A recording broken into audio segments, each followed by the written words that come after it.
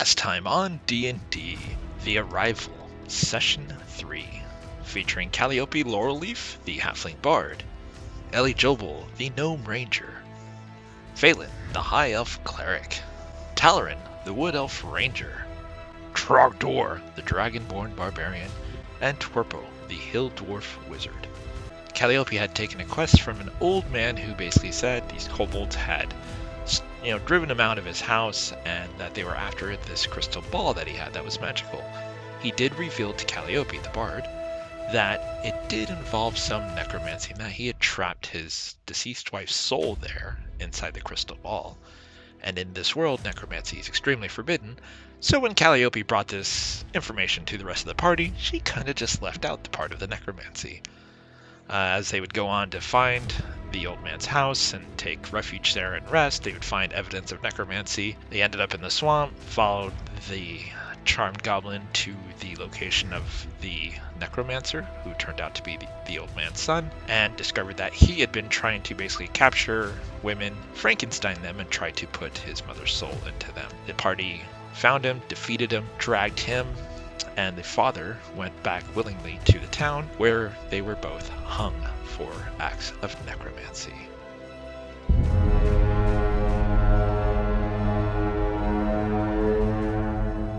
So we pick up with Session 3, as the party is in the Ivory Coast.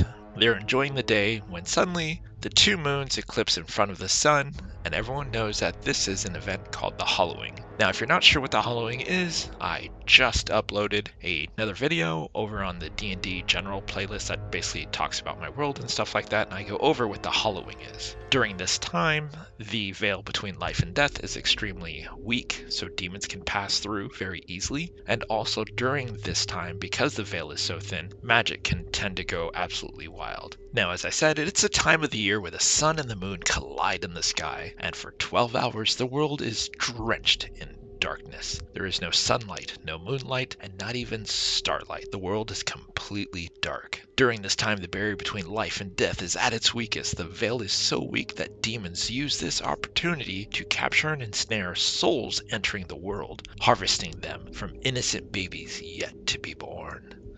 This is where the term the Hollowing comes from, children born without souls. The party watches as in 3 hours they realize the Hollowing will officially begin. Gray clouds begin to move in, but as always the view of the Hollowing event in the sky remains unobscured. Rain begins to fall as thunder rolls in the distance, lightning splits the sky and booms across the heavens. One of the priests of Dedinson, this is the god of death on my world, approaches the party. His purple-stained face looks grim as he says, "Someone has dug up the grave of Varric. Strangely enough, only Varric's right hand has been severed from his body." The priests of Dedinson, all of them on my world, basically have purple-stained skin.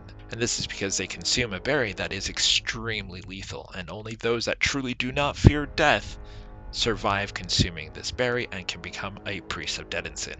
However, the consequence of consuming this berry and surviving turns the person's skin purple and gives them a very death-like look. So that's how the priests of Dedinson are easily identified. Another priestess approaches the party, her tabard having a sword and an axe crisscrossing in the front of a shield that they easily recognize of Erikril. This is the goddess of strength and often called upon for protection, especially during the Hollowing. Things are worse, the priestess explains. It would seem that the symbol of protection has also been stolen. I'm afraid that the Ivory Veil is exposed to the Hollowing once it commences if the Blessed Pumpkin is not recovered. Again, if you check out the other video about the Hollowing, it explains about how this whole thing with the pumpkin started. The priest of Dedinson reaches into the deep sleeves of his robes and pulls out a potion for each of the party members. "The potion will only last 24 hours, He explains, and there are 3 doses of healing. It will not likely heal all of your wounds completely for each dose, but it will help invigorate your body and mend most of your wounds. It is a foul night tonight, so please take these and take care of yourself." The priestess of Erikril points to a small push wagon and says, "While you all look strong and capable of taking care of yourself, for the sake of carrying the sacred pumpkin, it was on this wheeled wagon. You should take it with you to recover the sacred pumpkin." The party moves to investigate the recently dug up grave of Varric, who had recently been hung as a necromancer. The party takes notice that there is something very unusual about the way this grave was dug up. It doesn't look like it was dug up by a shovel, but rather some kind of animal may have dug it up. It looks like claw marks in the mud versus a straight cut with a shovel. And as the party investigates and Talaran looks closer at the dig marks, he assumes that it is some kind of canine creature that may have done this. He also notes that some of the prints look unusually large, while others look like they might belong to a large dog or something like that. However, the party doesn't have much time to check too much more as the hollowing begins to commence and the veil basically becomes weaker and weaker, which causes the ability for demons to pass through, magic to go wild, and the veil between life and death becomes very weak, which means those that are vicious and angry who feel they died too soon easily return back to their graves and start to rise. The party battles a number of skeletons, which proves to be a long fight. During the fight, Ellie Jobel managed to fumble one of her attacks and accidentally strikes Calliope, doing only minor damage to her companion. Then she decides to try to get fancy and attempt an acrobatic move of running and jumping off of Talaran's back, who unfortunately isn't prepared and thrown off and tumbles into Varric's open grave. This causes Ellie Jobel to lose her footing, and the throw that she had planned with her dagger doesn't land, and she ends up crashing on top of Talaran in the open grave. Trogdor, in the meantime, is busy bashing skeletons with his blunt weapon, trying to take them down as quickly as he can. He does get help from Calliope, Phelan, and Torpo, who are doing what they can to also try to take down these skeletons, while Talaran and Ellie Jobel are dealing with being in an open grave. Eventually, the skeletons are defeated. After the battle, they loot the longswords that the skeletons had, which proved to be the only things really of value, and the party follows the tracks to where the sacred pumpkin was last placed and investigate the scene for theft. As the party looks around, they do see several citizens of the Ivory Vale, all of whom are wearing faces that are etched in fear, realizing that the sacred pumpkin has been stolen. Inquiry among them yields little to no results. Some claim to have seen a man with no head riding away with a vast pumpkin on his head, while others claim that there's an old wizard who appeared, eyes of fire, and cast a spell and teleported away with it. But all accounts of witnessing note one particular odd thing. There was definitely sounds of dogs. And the citizens also noticed that many of the household pets were behaving very erratically. It doesn't take long to figure out that there was no actual witness to the theft of the sacred pumpkin. All of these quote-unquote witnesses were just basically going on hearsay and rumors and just fear-driven words. So the party begins looking around, and they find footprints of various citizens of the Ivory Coast have done a great job of ruining the idea of being able to track who may have been here and taken it. Something does catch their eye. Glancing around, they happen to notice while there are people mulling about, sharing their stories of what supposedly happened and increasing the fear and mounting it further and further, none of them have any pets with them. Yet in the mud, there are several tracks of what appear to be canine prints. This matches sort of what they found in the graveyard. Some appear to be medium to large, but one canine seems to be unusually large according to these prints, which is similar to, again, what they saw at the graveyard. The question becomes, what would a canine want with a sacred pumpkin, and how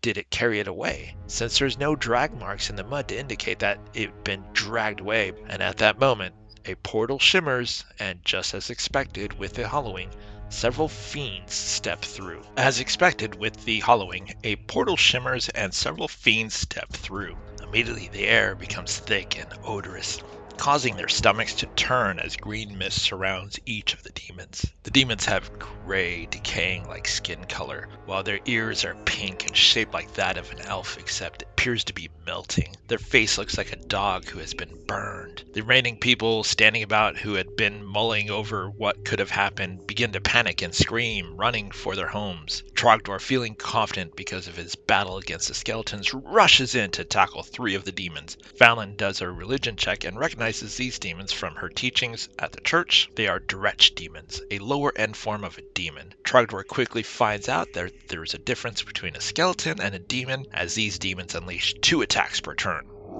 rendering into the barbarian's flesh and rendering him unconscious in a pool of his own blood. Calliope is able to play a bardic song that restores some health to Trogdor and gets him back on his feet, but he's still greatly wounded. So Phelan heals him further, giving Trogdor enough health to fight on against the foul demons. He manages to take one down, Calliope takes down another, and the rest of the party manages to team up on the third and kill it. With this small demon incursion taken care of, the party follows the canine tracks from the scene of the crime and follow them towards the northern woods. Ellie, Jobel, and Talaran scout ahead into the northern woods. They follow the canine tracks towards the northern woods, going deeper and deeper and deeper. The woods have never been fully explored due to the feeling these woods give. Standing at the edge of the woods, you can understand the feeling. There is no sounds of birds or any other normal, natural, woodland type sounds. Entering the forest, it doesn't take long before the party finds themselves surrounded by woods that are covered in webs. Cutting their way through the webs while trying to follow the canine tracks proves to be increasingly difficult. The bones of various birds and animals and even humanoids can be found in the webs as the party pushes deeper and deeper. At this point, Ellie, Jobel, and Talaran decide not to go any further and wait for the rest of the party. The rest of the party catches up to Ellie, Jobel, and Talaran, and just ahead they see what appears to have at one time been a elven village here in these woods, covered in webs. But before they can investigate any further, they hear a clicking sound and see humanoid-like creatures that have spider-like face, but 2 arms that end in these large claws, and 2 legs that also have large claws skittering down from the webs towards the party. The party finds themselves attacked by creatures known as Ettercaps, and there's 4 of them. After some time, the party manages to down 3 of the Ettercaps, and the 4th attempts to flee back into the webs, but is gravely wounded, and the party is able to kill it before it escapes. Their claws and fangs are harvested for potential use of poison. Making their way through the webbed remains of the elven city, the tracks lead to a building where the door is ajar. As they look into the doorway, they suddenly see 8 pairs of eyes. The eyes all of a sudden seem to disappear. Torpo uses a spell, Mage Hand, to tie Ellie, Jobel's rope to a 3rd-story window.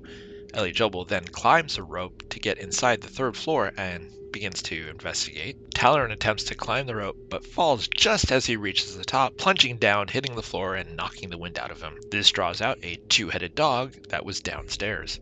The party engages in combat with the 2-headed death dog, as a 3rd one upstairs runs downstairs from the sound of combat. One of the dogs bites and infects Trogdor with some poison from its saliva. During the fight, Calliope uses her longsword that she looted from one of the skeletons and discovers that the blade has a faint blue hue to it.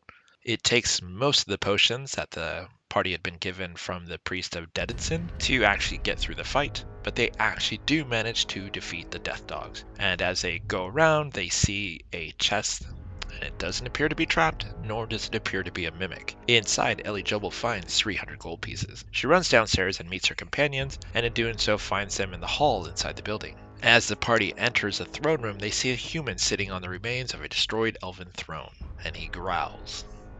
So, the Ivory Coast has sent a party of foolish adventurers. He sighs and looks up. You come here willing to die for the people of the Ivory Vale, even though you don't know my story. He stands up and smiles. Let me explain before we... And he makes a gesture as if fighting with a sword. Engage in this undoubtedly unavoidable engagement of blades. He takes a step forward. I came to the Ivory Vale, no doubt like all of you, in hopes of finding something new for myself, to rediscover who I am, to start anew without the chains of my previous life. But the only thing I found was a curse. I became infected, you see, and now... He looks down at his hands. This curse courses through my blood. I sought the priests of the Ivory Vale. I went to every temple seeking help, but none of them said they could cure me. So I was forced to live in the wild, survive in the wild, like an animal, for fear of infecting others. But soon, I came to realize, why am I concerned about others when they clearly were never concerned enough to help me? So tonight, I decided I would steal the sacred pumpkin during the Halloween and let the people of the Ivory Vale know what it's like to be cursed. To let their children be born without souls. To let the priests that failed me fail them all. Almost immediately, the man's features change and adopt a humanoid canine.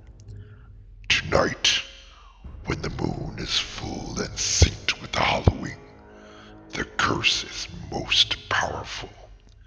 You see, my curse is that I am infected with lycanthropy. I am, as you see, a werewolf, and I assume you want the sacred pumpkin. Well, let me say what every villain I've ever heard say. Over my dead body. Calliope, charged by the blade's magical ability, goes first, striking deep into the werewolf's flesh. The werewolf oddly ignores her and goes directly after Talaran. The werewolf runs deep into Talaran's already beaten, bruised, and bloody body and takes him down. But Calliope is able to sing a song to restore some health after Phelan casts a spell of Spare the Dying. The werewolf then turns his attention to the other elf in the party, Phelan. Ellie Jobel notices that none of the wounds inflicted on the werewolf have any true impact except for those done by Calliope and her blade, and they realize they need silver or enchanted weapons to truly wound this werewolf. Still, the party fights on, and eventually the werewolf is taken down, and the sacred pumpkin is recovered. Talaran is healed, and the party carries the large pumpkin through the web-covered woods with no incident back to the wagon that was left at the edge of the woods, and hurriedly return to the Ivory Coast, with less than an hour to spare before the true Halloween begins. 12 very long hours go by and chaos reigns outside. But after 12 hours, the Halloween begins to come to a close. The demons are forced back into the plains from which they came, and the children born this day at the Ivory Coast have these heroes to thank.